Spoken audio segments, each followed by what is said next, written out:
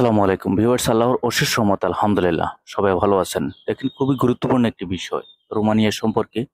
যারা বর্তমানে আমরা রোমানিয়ার জন্য প্রসেসিং করতে চাচ্ছি, বিশেষ করে বাংলাদেশ থেকে বা অন্যান্য দেশ থেকে, এবং বর্তমানে 2024 সালে এই বর্তমান সময়ে এসে আমরা এই দেশটির ক্ষেত্রে আবেদন করতে পারবো কিনা, বা বিভিন্ন দেশ থেকে চাইলে আমরা প্রসেসিং করতে পারবো কিনা, সে বিষয়ে কিছু তথ্য বা আপডেট নিয়ে আপনাদের সামনে আজকের এই ভিডিওতে উপস্থিত হয়েছি। যারা বর্তমানে রোমানিয়া নিয়ে চিন্তিত আছেন বা প্রসেসিং করবেন কিনা বা ফাইল জমা দিবেন কিনা সে বিষয়ে চিন্তা ভাবনা করতেছেন, তাদের জন্য ইনশাল্লাহ আজকের এই ভিডিওটি খুবই গুরুত্বপূর্ণ। ভিউয়ার্স, প্রথমে আসি বাংলাদেশ থেকে। দেখেন, বাংলাদেশ থেকে আমরা যারা আবেদন করতে চাচ্ছি, বর্তমানে 2024 সালে এই নতুন সেনজেনভুক্ত দেশটির ক্ষেত্রে আপনি যদি একটু লক্ষ্য করেন, দেখবেন যে প্রচুর সময়ের প্রয়োজন। আপনি ফাইল প্রসেসিং করার ক্ষেত্রে কোম্পানিতে ফাইল সাবমিশন করার পরবর্তী পর্যায়ে পারমিট আসা পর্যন্ত আপনাকে কিন্তু লম্বা একটি সময় অতিবাহিত করতে হয়, এবং সেই হিসাবে কিন্তু আপনার ধৈর্য শক্তি অবশ্যই থাকতে হয়। তো বিগত দিনটাতে আমরা যেমনটা দেখেছি যে অনেকেই কিন্তু 1 থেকে 1.5 বছর বা 2 বছরের পরবর্তী পর্যায়ে এসেও কিন্তু এই রোমানিয়া দেশটির ভিসা পেয়েছে। তো সেই অনুসারে একবারে পরিষ্কার একটি কথা বলা যায়, এই দেশটির ক্ষেত্রে বর্তমানে বাংলাদেশ থেকে যারা আবেদন করতে চাচ্ছেন, অবশ্যই কিন্তু আপনাদের প্রচুর পরিমাণে লম্বা সময় বা দীর্ঘ একটি সময় অতিবাহিত হবে এই দেশটির ক্ষেত্রে প্রসেসিং করার ক্ষেত্রে। দেখেন, লম্বা সময় অনেক সময় আমরা জমা দিয়ে দিই যে দীর্ঘ একটি লম্বা সময় যেহেতু লাগতেছে, সময় লাগুক, কোনো সমস্যা নেই, আমার ভিসা অবশ্যই যেন হয় বা আমার ভিসা সফলতাটা যেন আসে, সেই বিষয়কে লক্ষ্য রেখে অনেকেই কিন্তু আমরা জমা দিয়ে দিই। কিন্তু বিষয়টা হচ্ছে এমনটা যে আপনার যে লম্বা সময়টা, এটা অনেকেরই কিন্তু আসলে ধৈর্য শক্তি থাকে না। আমরা জমা দেওয়ার পরবর্তী পর্যায়ে যে ব্যক্তি বা এজেন্সির মাধ্যমে জমা দিই, উনি আমাদের জন্য যদি সঠিকভাবে সঠিক পন্থা অবলম্বন করে কাজ করে, তাহলে আজ হোক কাল হোক, কিছুদিন পর হোক, কিছু সময় পর হোক, কিন্তু আমাদের সফলতা অবশ্যই আসবে। এখন বিষয় হচ্ছে আপনি যার কাছে জমা দিচ্ছেন উনি আপনার জন্য কতটুকু শক্তভাবে সঠিকভাবে কাজ করছে, এটাই হচ্ছে মূল বিষয়। যারাই আবেদন করতে যাচ্ছেন, যেখান থেকে, বাংলাদেশ হোক বা বিভিন্ন দেশ হোক, যেখান থেকে আপনি আবেদন করতে যাচ্ছেন 2024 সালে রোমানিয়া দেশটির জন্য, অবশ্যই কিন্তু আপনাকে সঠিক একটি মাধ্যম খুঁজে নিতে হবে, যিনি দীর্ঘ লম্বা সময় অতিরিক্ত যে সময়টা আপনার লাগবে বা যে সময়টা আপনার অতিবাহিত হবে, সেই সময়টার শেষ প্রান্তে এসেও যেন আপনার কাজটা সঠিকভাবে সম্পাদন করতে 2024 সালে এই নতুন সেনজেনভুক্ত দেশটির ক্ষেত্রে আমরা যদি একটু লক্ষ্য করে দেখবেন, যেহেতু নতুন সেনজেন হয়েছে, এখানে কিন্তু প্রচুর পরিমাণে বিভিন্ন ধরনের নিয়ম কানুন, বিভিন্ন ধরনের এই যে আপনার ভিসা ক্যাটাগরি বা ভিসা দেওয়াকে কেন্দ্র করেও বিভিন্ন ধরনের নতুন নিয়ম কানুন সম্পূর্ণ সবকিছু কিন্তু সৃষ্টি হয়েছে। তো যাই হোক, এটা আমাদের সবার জন্য ভালো। কিন্তু আপনি বর্তমানে কোন কোন কাজের ক্ষেত্রে এই দেশটির ক্ষেত্রে যেতে পারবেন, দেখেন, হিউজ পরিমাণ কাজের ক্যাটাগরি আছে বা কাজের ডিমান্ডগুলো আছে, এগুলো কিন্তু আমাদেরকে জানতে হবে। আপনার কনস্ট্রাকশন কাজের, মানে এটা বলার অপেক্ষা রাখে না, প্রত্যেকটি দেশের ক্ষেত্রে কনস্ট্রাকশন কাজের চাহিদা রয়েছে, ইউরোপের দেশগুলোর ক্ষেত্রে। সাথে সাথে আরেকটি বিষয় হচ্ছে যে আমরা যারা গ্রোসারি শপ বলেন বা আপনার ফ্যাক্টরি বলেন, ফিশ ফ্যাক্টরি, টিস্যু ফ্যাক্টরি, এবং আপনার অন্যান্য যে সমস্ত আনুষঙ্গিক যে সমস্ত ড্রাইভিং ভিসা বলেন বা আপনার ক্লিনিং ভিসা বলেন, যে সমস্ত, এগুলো হচ্ছে গুটি কয়েকটি ভিসা, তবে এগুলো সেক্টর ভেদে বা বিভিন্ন ধরনের কোম্পানির উপর ভিত্তি করে। তো মূলত যে বিষয়টা সেটা হচ্ছে কনস্ট্রাকশনের কোনো বিকল্প নেই, কনস্ট্রাকশন কাজের চাহিদা হিউজ পরিমাণে আছে, সেটা আমরা অবশ্যই, আপনাকে এটা বুঝতে হবে যে প্রত্যেকটি দেশের ক্ষেত্রেই এই সেক্টর মানে কনস্ট্রাকশন কাজের চাহিদা কিন্তু প্রচুর পরিমাণে আছে। সুতরাং আমরা যারা জমা দিতে চাচ্ছি বা জমা দেব, অবশ্যই কিন্তু আপনাদেরকে একটি বিষয় লক্ষ্য রাখতে হবে যে কনস্ট্রাকশন কাজের চাহিদা যেহেতু আছে, যদি আপনাদের কারো ভালো অভিজ্ঞতা থেকে থাকে, তাহলে আপনারা মূলত এই দেশটির এই কাজের ক্ষেত্রে আপনারা আবেদন করতে পারেন। সেক্ষেত্রে আপনাদের আহ, অনেক ভালো একটি অবস্থান হবে বলে আশা রাখি।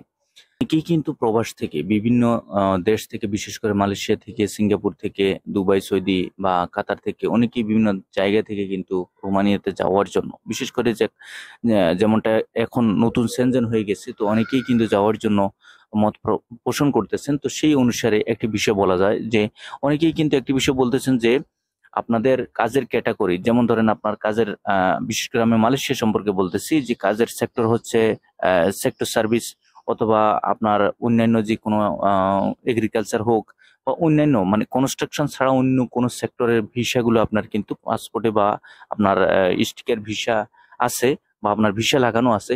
তো সেই অনুসারে অনেকেই এজেন্সির মাধ্যমে আমরা আবেদন করি, কিন্তু আমরা কনস্ট্রাকশনের ভিসাগুলো নিয়ে নিয়ে আসি। যেমন আপনার মালয়েশিয়ার ভিসার ক্যাটাগরি, রোমানিয়ার ভিসার ক্যাটাগরি কিন্তু একরকম থাকে না বা একই রকম হয় না। তো সেই অনুসারে যখন আমরা এম্বাসি ফেস করি, সেক্ষেত্রে আমাদের কোনো সমস্যা হবে কিনা, এটা অনেকেই বর্তমানে প্রশ্ন করতেছেন যে আমার পারমিটটা চলে এসেছে, পারমিটটা আসার পরবর্তী পর্যায়ে এখন আমার তো ভিসার ক্যাটাগরি মানে মালয়েশিয়ার ভিসার ক্যাটাগরি প্লাস রোমানিয়ার ভিসার ক্যাটাগরি সেক্ষেত্রে কিন্তু সমান নয়। তো সেই অনুসারে যদি কোনো ধরনের কোনো সমস্যা হয়, অনেকেই কিন্তু দ্বিধাদ্বন্দ্বের মাঝে আছেন। দেখেন, একটা এজেন্সি আপনি বিভিন্ন জায়গা থেকে পারমিটগুলো সংগ্রহ করতেছেন, উনি আপনার জন্য যে গাইডটা দিবে, উনি আপনাকে জিজ্ঞাসা করে নাই যে আপনার ক্যাটাগরি কি, বা আপনার যেই কোনো ক্যাটাগরি হোক না কেন, উনি ওনার মতো করে পারমিট বের করছে, সেটা আপনাকে জিজ্ঞাসা করার মতো ওই ধরনের কোনো যুক্তি ওনার কাছে নেই বা উনি করে নাই। ওনার দরকার হচ্ছে পারমিট বের করার, পারমিট বের করছে। এবার আপনার ভিসা পাওয়াকে কেন্দ্র করে যে পরবর্তী পর্যায়ে এসে যে জটিলতার সৃষ্টি হতে পারে সে বিষয়ে উনি ওই ধরনের কোনো চিন্তা নেননি। তো যাই হোক, এখন বিষয়টা হচ্ছে যারা এই ধরনের পর্যায়ে আছেন বা এই ধরনের একটি কার্যকলাপের উপর ভিত্তি করে লিপ্ত হয়ে আছেন, অবশ্যই আপনাদেরকে একটি বিষয় লক্ষ্য রাখতে হবে যে যদি আপনাদের এই যে ক্যাটাগরিগুলো আপনাদের যে অবস্থায় আছে বা আপনার যে কনস্ট্রাকশন, আপনি রোমানিতে যাচ্ছেন কনস্ট্রাকশন বিষয়, কিন্তু এখানে আছেন অন্য আরো ক্যাটাগরির বিষয়, তাদের ক্ষেত্রে উদ্দেশ্য করে বলবো, দেখেন, আপনাকে এখন যদি আপনি চান, আপনি চাইলেই কিন্তু আপনি এটা পরিবর্তন করতে পারবেন না। আপনার অলরেডি পারমিট বের হয়ে গেছে, আপনার অলরেডি সম্পূর্ণ সবকিছু আপনার হাতে চলে এসেছে। এমতো অবস্থায় আপনাকে খুব শক্তভাবে আপনাকে এম্বাসি ফেস করতে হবে। যে কোনো ধরনের প্রশ্ন বা ইন্টারভিউর সম্মুখীন হলে আপনাকে যথোপযুক্ত সুন্দরভাবে একটি যুক্তি দেখিয়ে আপনাকে ওইভাবে অ্যাম্বাসিডরের সামনে আপনাকে একটা প্রমাণ করতে হবে যে আপনি সেখানেও যাচ্ছেন একজন কনস্ট্রাকশন ওয়ার্কার হিসেবে, বা মালয়েশিয়াতে ছিলেন, বিগত দিনে আপনি কনস্ট্রাকশন কাজ করেছেন, বা এই ধরনের যদি প্রশ্ন আপনাকে করে থাকে। যদি না করে তাহলে ভালো, আলহামদুলিল্লাহ, কোনো কিছু বলার দরকার নেই। এটাই হচ্ছে মূল বিষয়। তাছাড়া অনেকেই বলতেছেন যে বর্তমানে মালয়েশিয়াতে ই ভিসা, দেখেন, বিগত দিনে ছিল স্টিকার ভিসা, এখন বর্তমানে আবার ই ভিসা চালু হয়েছে। তো ই ভিসা দিয়ে রোমানিয়ার এম্বাসি ফেস করা যাবে কিনা, দেখেন, বিগত কিছুদিন যাবত মানে বিগত কয়েক মাস আগেও কিন্তু রোমানিয়ার এম্বাসি ই ভিসা অ্যাকসেপ্ট করেনি।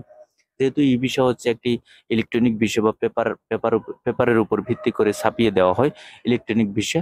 তো সেই অনুসারে এই ই ভিসাটা আপনার যে তারা কিন্তু গ্রহণ করেনি বিগত কয়েক মাস যাবত। তো বর্তমানে কিন্তু আবার তারা এই বিষয়ে অ্যাকসেপ্ট করতেছে, যারাই বলতেছেন বা চিন্তিত আছেন যে আপনার ই ভিসা দিয়ে আমরা এম্বাসি ফেস করতে পারবো কিনা, আপনি চাইলে কিন্তু ই ভিসা দিয়েও এম্বাসি ফেস করতে পারবেন, সেক্ষেত্রে কোনো সমস্যা নেই।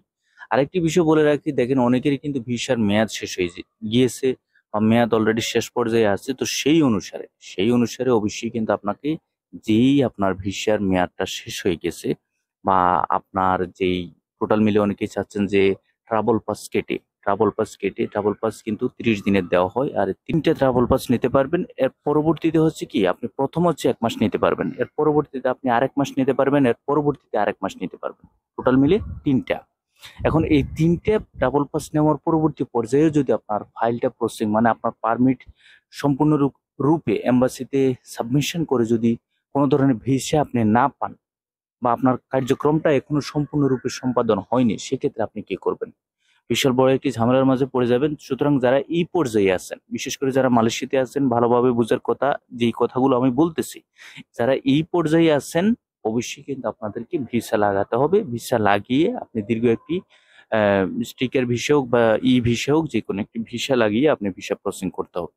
অন্যান্য দেশ থেকে যারা বিশেষ করে সৌদিতে আছেন, ওমানে আছেন, বা কাতারে আছেন, বা দুবাইতে আছেন, বা আপনার কুয়েতে আছেন, বিভিন্ন দেশ থেকেও কিন্তু অনেকে প্রশ্ন করতেছেন যে ভাই, বর্তমানে রোমানিয়ার জন্য প্রসেসিং করা যাবে কিনা। হ্যাঁ, চাইলে প্রসেসিং করতে পারবেন, তবে আপনি যেখানে থাকেন না কেন, হোক সেটা বাংলাদেশ, হোক সেটা মিডল ইস্টের অন্যান্য যে কোনো দেশ, অবশ্যই কিন্তু দীর্ঘ লম্বা একটি সময় আপনাকে অতিবাহিত করতে হবে, বা লম্বা একটি সময় কিন্তু আপনার এই ক্ষেত্রে ব্যয় হবে, এটা আপনাকে অবশ্যই ধরে রাখতে হবে। যারাই আবেদন করবেন, যারাই 2024 সালে রোমানিয়ার জন্য প্রসেসিং করবেন, সম্পূর্ণ সবকিছু বুঝে শুনে আপনাকে সামনে অগ্রসর হতে হবে।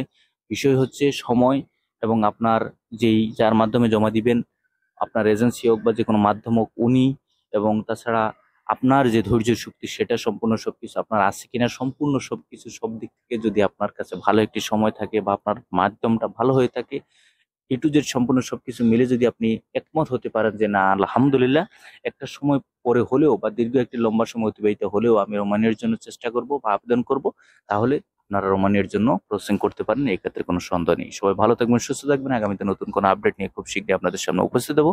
আল্লাহ হাফেজ।